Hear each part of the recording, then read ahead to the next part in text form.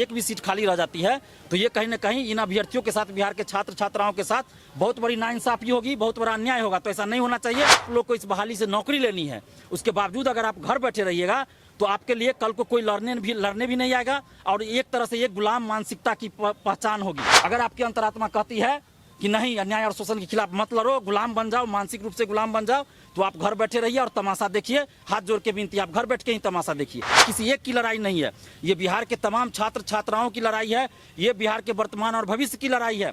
नमस्कार, आप देख रहे हैं आदर्श समाचार और मैं हूं आपके साथ राकेश कुमार। बिहार में बेरोजगारी का आलम इस तरीके से है कि लगातार बिहार के नौजवान सड़कों पर आंदोलन कर रहे हैं। सबसे परेशान 7.5 साल पहले की वैकेंसी बीएसएससी प्रथम इंटर स्तरीय बहाली को लेकर मांग कर रही है। और कुछ क्या कह रहे हैं ये आप भी सुने इस वीडियो में। दिल से धन्यवाद कि आप लोग बराबर छात्र हित से जुड़े मुद्दे को उठाते रहते हैं और छात्र हित से जुड़ा जो भी आंदोलन होता है आप लोग उसको अच्छा से कवरेज करते हैं और दिखाते हैं, जनता के सामने लाते हैं, सरकार के सामने लाते हैं। इसके लिए आप सभी को बहुत बहुत धन्यवाद। और आज का जो प्रेस कॉन्फ्रेंस है, उस प्रेस कॉन्फ्रेंस में हमारा जो मुद्दा है वो है कि कल यानी 15 नवंबर को जो आंदोलन हो रहा है, छात्र महाआंदोलन गर्दनी बाग में धरना स्थल पे 11 बजे से, तो आप लोग कल उसमें भी आइए। और आज उस मुद्दे पे हम बात करने के लिए प्रेस कॉन्फ्रेंस कर रहे हैं। तो सबसे बड़ा मुद्दा है कि 7.5 साल पहले ये वैकेंसी आई थी, बीएसएससी प्रथम इंटर स्तरीय बहाली है, जो 2014 में वैकेंसी आई थी 13,120 पदों के लिए। और बार बार छात्र आंदोलन करते हैं, उसके बाद ये इस बहाली में प्रक्रिया आगे बढ़ती है। और पिछली बार जब 23 सितंबर को हम लोगों ने आंदोलन किया था गर्दनी बाग में ही, तो उससे पहले ही आंदोलन के दबाव में बीएसएससी ने एक नोटिस जारी किया था कि नवंबर प्रथम सप्ताह में काउंसलिंग करवाएंगे।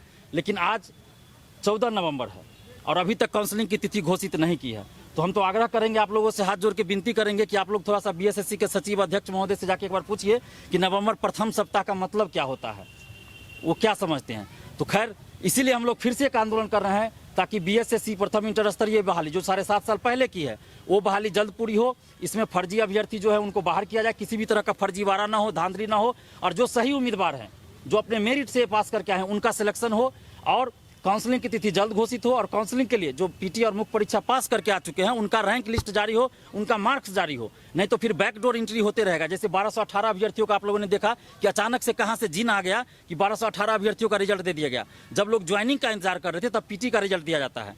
तो अभी भी हम इसलिए मांग कर रहे हैं कि सबसे पहले आप जो मेंस पास कर चुके हैं, टाइपिंग फिजिकल हो चुका है, तो आप सबका मार्क्स जारी कीजिए, रैंक लिस्ट जारी कीजिए। नहीं तो फिर आप बैकडोर से एंट्री करवा दीजिएगा। और जल्द से जल्द आप रैंक लिस्ट जारी कीजिए, काउंसलिंग की तिथि घोषित कीजिए, जल्द से जल्द काउंसलिंग करवाइए और पूरी पारदर्शिता के साथ ये बहाली पूरी होनी चाहिए। पारदर्शिता कहने का मेरा मतलब है चाहे वो बीएसएससी प्रथम इंटर स्तरीय बहाली हो, दरोगा बहाली हो, सिपाही बहाली, हर एग्जाम में पारदर्शिता चाहिए। और पारदर्शिता के लिए हमारा जो मांग है कि कार्बन कॉपी दिया जाए ओएमआर सीट का, क्वेश्चन बुकलेट दिया जाए, आंसर की जारी किया जाए, और जब रिजल्ट प्रकाशित होता है तो कट ऑफ के साथ साथ सभी परीक्षार्थियों का मार्क्स जारी किया जाए। और ऐसा करने में आखिर क्या दिक्कत है बिहार के भर्ती आयोग को?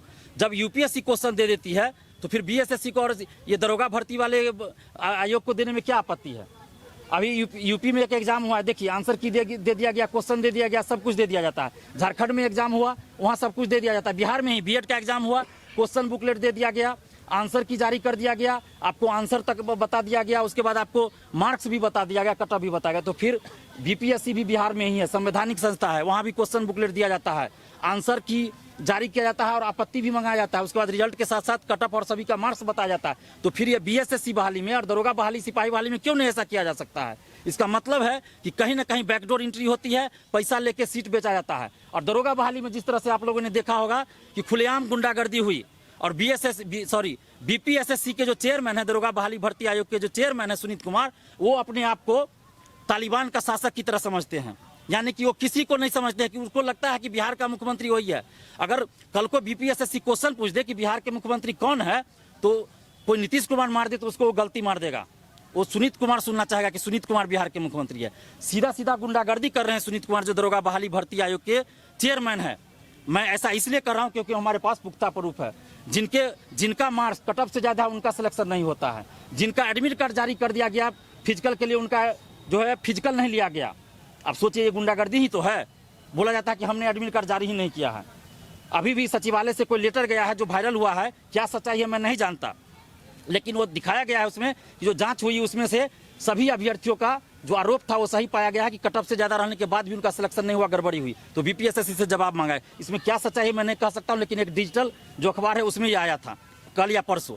तो हम मांग कर रहे हैं, पुनः नीतीश सरकार से भी मांग कर रहे हैं, सभी भर्ती आयोग से, कि आप पारदर्शिता लाइए और 2213 दरोगा बहाली जो होने वाली है, पीटी जो 26 दिसंबर को निर्धारित है, तो बीपीएसएससी के चेयरमैन सुनीत कुमार जी सुन लीजिए, हम आपको चेता रहे हैं, आपको चेतावनी दे रहे हैं कि जो धांधली आपने 17 से 17 दरोगा में किया, 24 से 46 दरोगा बहाली में किया, आप सोच लीजिएगा कि 2213 दरोगा बहाली में करेंगे तो आपके लिए ये कब्र खोद देगा। आप सुधीर कुमार और परमेश्वर राम की तरह आप जेल जाने के लिए तैयार रहिए, क्योंकि अभी भी हम लोग 17 से 17 और 24 से 46 दरोगा बहाली को नहीं भूले हैं। कोई भूल जाएगा, दिलीप कुमार नहीं भूलेगा उस धांधली को। दिलीप कुमार ये नहीं भूलेगा कि इन 7.5 सालों में ये 53,000 से ज्यादा जो अभ्यर्थी है रोज तकलीफ झेल रहे हैं, दिन रात परेशान है वो, दिन रात बीएसएससी का जो है साइट चेक कर रहे हैं कि कब कोई नोटिफिकेशन आएगा, और काफी दुख झेल रहे हैं। और इसमें से सैकड़ों ऐसे अभ्यर्थी होंगे जो कहीं ना कहीं जॉब में भी चले गए होंगे, कोई बिजनेस कर लिए होंगे, तो उनको अगर अच्छा पद यहाँ नहीं मिलेगा उनके मन मुताबिक तो वो ज्वाइन नहीं करेंगे, हो सकता है रैंक देखते हुए काउंसलिंग में ही ना जाए। तो ऐसी परिस्थिति में सीट खाली रहने का डर है।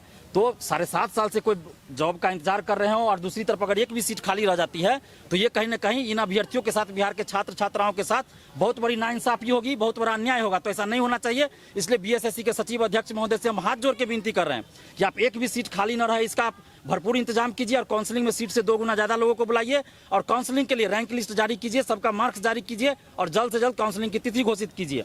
और तमाम परीक्षार्थियों से, बिहार के समस्त छात्र छात्राओं से हम हाथ जोड़ के विनती कर रहे हैं कि अब नहीं आप लड़िएगा तो कब लड़िएगा। मुझे इस बहाली से कोई मतलब नहीं है, मुझे इस बहाली से व्यक्तिगत रूप से कोई मतलब नहीं है, लेकिन मैं आप लोगों के लिए इसलिए लड़ रहा हूं क्योंकि यहाँ अन्याय हो रहा है, शोषण हो रहा है, गलत हो रहा है। 7.5 साल से एक बहाली को पूरा नहीं करना ये बहुत बड़ा अपराध है, और इसलिए मैं आप लोग के हित के लिए आप लोग के साथ कदम से कदम मिला के लड़ रहा हूं। लेकिन आप लोग को इस बहाली से नौकरी लेनी है, उसके बावजूद अगर आप घर बैठे रहिएगा तो आपके लिए कल को कोई लड़ने भी नहीं आएगा, और एक तरह से एक गुलाम मानसिकता की पहचान होगी। आप अपने आप को गुलाम बना दीजिएगा, तो ऐसा मत कीजिए। अन्याय और शोषण के खिलाफ आवाज उठाइए, और जो भी बिहार के छात्र छात्रा हम सभी से अपील कर रही है, मत सोचिए कि ये बीएसएससी वालों का आंदोलन है। कल को दरोगा बहाली में भी धांधली हुई थी, उस समय भी दिलीप कुमार आपके लिए खड़ा था। सिपाही बहाली का 6-7 महीना के बाद भी रिजल्ट नहीं आ रहा है, उसके लिए भी दिलीप कुमार आवाज उठा रहा है। तो अब जरूरत है शिक्षक अभ्यर्थियों का। देखिए शिक्षक बहाली के नाम पे दलाली हो रही है। ज्वाइनिंग लेटर तैयार है, लेटर नहीं दिया जा रहा है। 2 दिन पहले ही एक शिक्षक ने आत्महत्या कर लिया। रेलवे में देखिए एनटीपीसी की परीक्षा हो गई, आंदोलन के बाद रिजल्ट नहीं दिया जा रहा है। ग्रुप डी का परीक्षा का तिथि घोषित नहीं हो रहा है।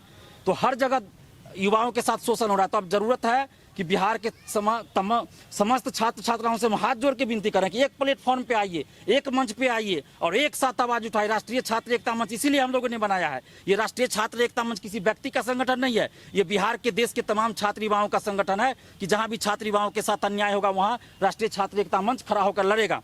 और कल 15 नवंबर को आप लोग 10:30 से 11 बजे के बीच जरूर आ जाइए, क्योंकि 11 बजे से आंदोलन हम लोग का शुरू होना है। और इस आंदोलन के लिए हम लोगों ने पटना जिला प्रशासन से अनुमति भी ले लिया है, जिसके लिए हम लोगों ने अनुमति ले लिया है। और आप लोग जरूर आइए, आप लोगों से हाथ जोड़ के विनती है, घर मत बैठे रहिए, आप लोग घर मत बैठिए, क्योंकि अभी भी देखिए हमारी कमजोरी है, हमारी ये कमजोरी है कि 53,000 से ज्यादा परीक्षार्थी है। बिहार में 25 लाख स्टूडेंट्स हैं जो प्रतियोगी परीक्षाओं की तैयारी करते हैं, फिर भी जब आंदोलन होता है तो कितने लोग हमारे साथ आते हैं। तो अपनी अंतरात्मा से पूछिए कि क्या आप अन्याय और शोषण के खिलाफ नहीं लड़ रहे हैं या नहीं लड़ना चाहते हैं।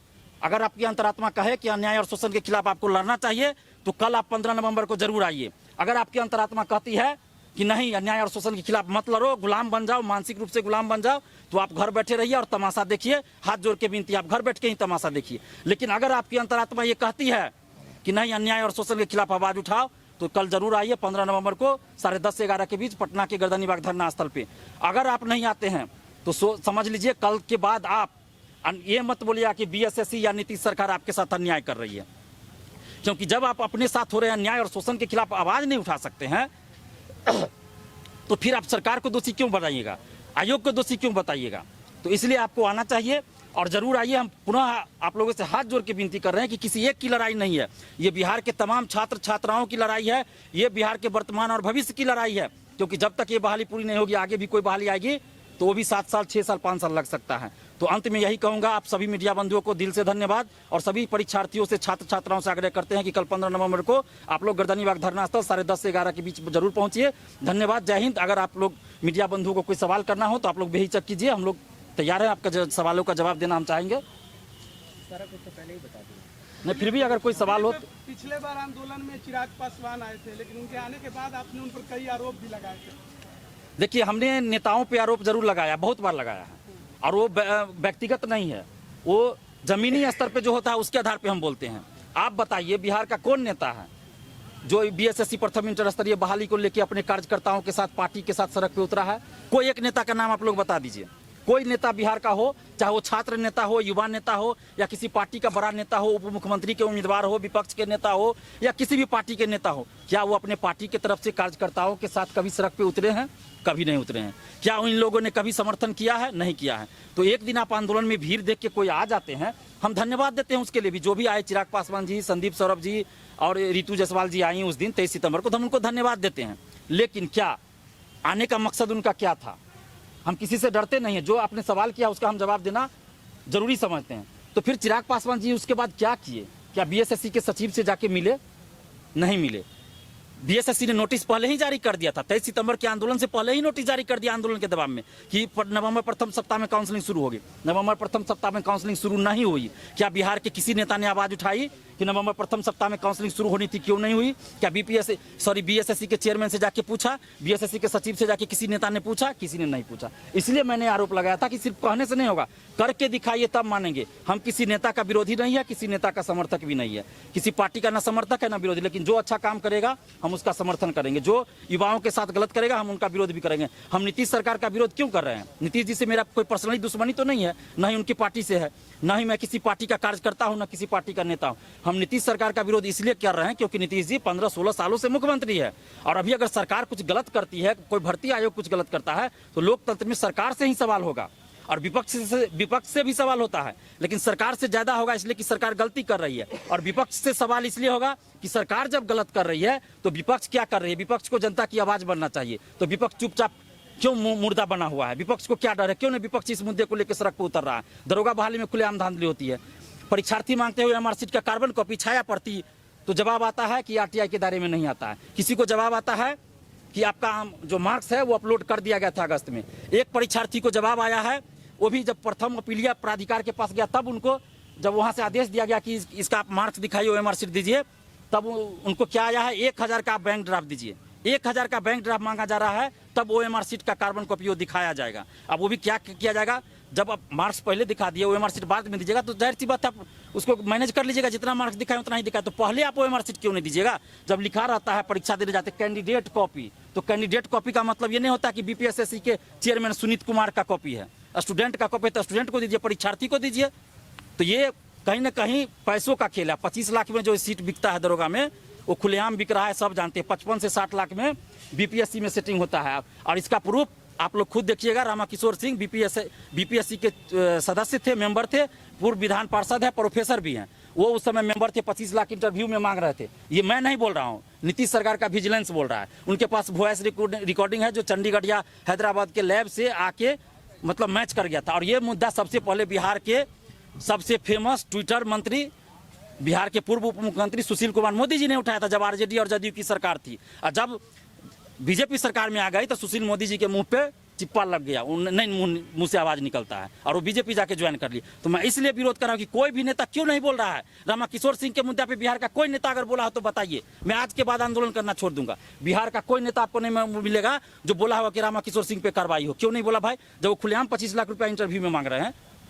तो आपने सवाल किया, उसका जवाब दिए। आप कुछ सवाल हो तो बोल सकते हैं। तो देखा आपने जिस तरह से बीएसएससी प्रथम इंटर स्तरीय बहाली को लेकर जिस तरह की मांग कर रहे हैं, इसी तरह के तमाम खबरों के लिए आप बने रहे आदर्श समाचार के साथ। धन्यवाद।